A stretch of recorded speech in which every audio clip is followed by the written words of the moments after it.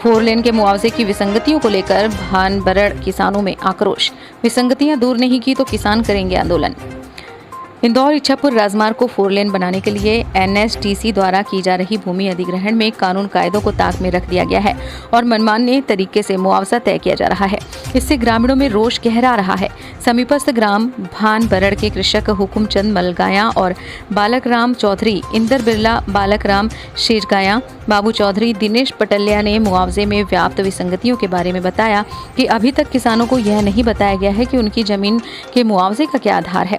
मलगाया ने बताया कि उनकी जमीन पर मौसम्बी का बगीचा लगा है, जिसके प्रति पेड़ का मुआवजा पहले 1400 रुपए तय किया गया। आपत्ति लेने पर पेड़ का मुआवजा 3000 रुपए तय कर दिया गया। मलगाया ने बताया कि अन्य किसानों के एक पेड़ का मुआवजा 10,000 रुपए तय किया गया है। इसी प्रकार बालक राम चौधरी ने बताया कि उनके मकान का एनएचडीसी द्वारा तय किया गया मकान का मुआवजा पूरी तरह अन्यायपूर्ण है। पीड़ित कृषकों ने बताया कि मुआवजे की विसंगतियों की ओर खरगोन जिला कलेक्टर और बड़वा एसडीएम का ध्यान आकर्षित किया गया है। पीड़ित कृषकों ने कहा कि जब तक मुआवजे की विसंगतियों को दूर नहीं किया जाता तब तक हम अपनी जमीन का कब्जा नहीं छोड़ेंगे। पीड़ित कृषकों ने कहा कि उचित मुआवजा नहीं दिया गया और मुआवजे की विसंगतियां दूर नहीं की गई तो आंदोलन शुरू किया जाएगा। नुकसान तो है हमारा, लेकिन पहले तो हम सनावत के सारे बुद्धिजीवी, सनावत बड़वा के सारे बुद्धिजीवियों के समर्थन में है, क्योंकि सारे लोगों की मांग है कि हाईवे बने।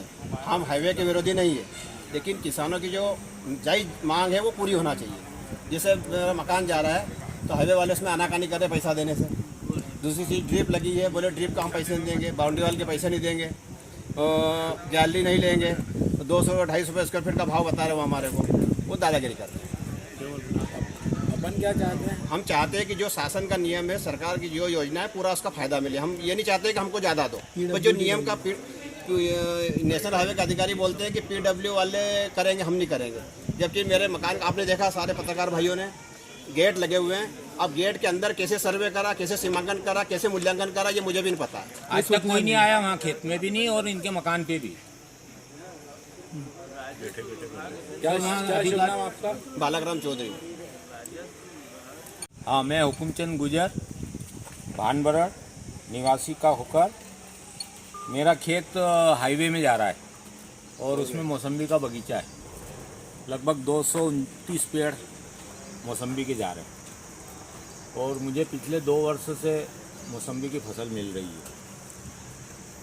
और अभी नेशनल हाईवे वालों ने अभी तक तो हमको कोई सूचना ही नहीं कि हमारा खेत जा रहा है।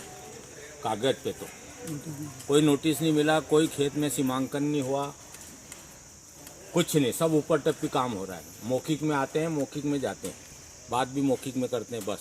इसके आगे लिखित में कुछ भी मांगते हैं तो मना कर देते हैं कि हमारे पास कुछ नहीं है। कोई गाइडलाइन मांगते हैं तो बोले हमारे पास कोई गाइडलाइन नहीं। मनमानी अधिकारियों से रिपोर्ट बना के और बोलते ये तुम्हारा बन रहा है।